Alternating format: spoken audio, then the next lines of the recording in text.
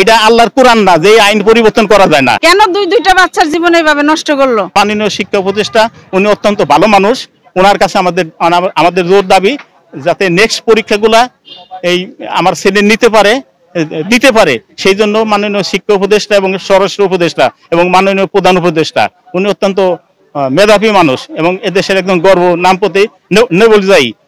ওনাদের মাধ্যমে ওনারা যদি চেষ্টা করে এবং পুলিশ কর্তৃপক্ষের যদি অর্ডার দেয় তাহলে এই পরীক্ষা নেওয়া সম্ভব আমি মনে করি। এটা হচ্ছে আমার জোর দাবি। তারা কেন দেয়? আমি নিজে এসে ফর্ম ফিল আপ করে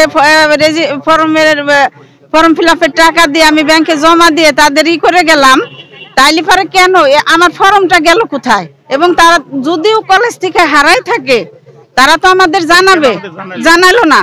তারা পরীক্ষার একদিন আগে আমি কেন জানতে পারলাম যে আমার ছেলের ফর্ম ফিল আপ হয় নাই? হ্যাঁ, তাইলে পরে আমার ছেলে পরীক্ষায় উত্তীর্ণ হয়েছে, আমার ছেলে পরীক্ষায় উত্তীর্ণ না হইলে পারে তার ফর্মের টাকা জমা নাই, ফর্মটা গেল কোথায়? ওরা কেন এই খোঁজটা নিল না?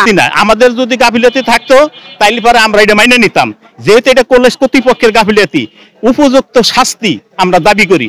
আর আমার ছেলে যে 2 বছর যে মিস গেল, এই পরীক্ষা 2 বছর মিস যাবে, এই যে আমাদের যে অর্থদণ্ডি গেছে এটার ভরণ পোষণ কে দিবে?